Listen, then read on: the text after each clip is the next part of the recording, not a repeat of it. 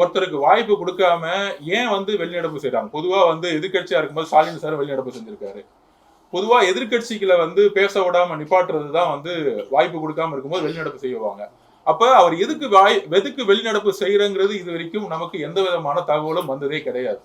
அப்ப எப்படி பாராளுமன்றத்துல வந்து ஆளுங்கட்சியோ எதிர்கட்சியோ ஒரு டிரான்ஸ்பரன்சியா லைவ வந்து நேரலையா வந்து எப்படி ஒளிபரப்புறாங்களோ அதே மாதிரி எல்லா மீடியா சேனல்ஸ்க்கும் லிங்க் எடுத்து சட்டசபையில நடக்குதுங்கிறது ஒளிபரப்பட்டுமே.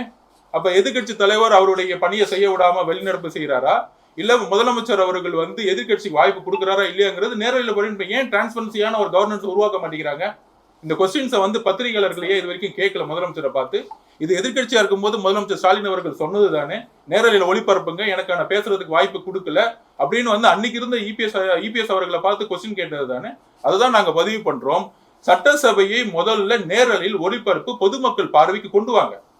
மக்களால் தேர்ந்தெடுக்கப்பட்ட எம்எல்ஏ அவர்களும் சரி, அமைச்சர்களும் சரி, முதலமைச்சரும் சரி, மக்கள் பார்வை முன்னாடி மக்களுக்காக என்ன செய்யறாங்கிறத வரக்கூடிய மானிய கோரிக்கையிலிருந்தே நம்ம வந்து ஒளிபரப்ப நாங்க கேட்கிறோம். இது எங்களுடைய கோரிக்கையில எங்களுடைய மக்களுடைய உரிமை அப்படின்னு நாங்க சொல்றோம்.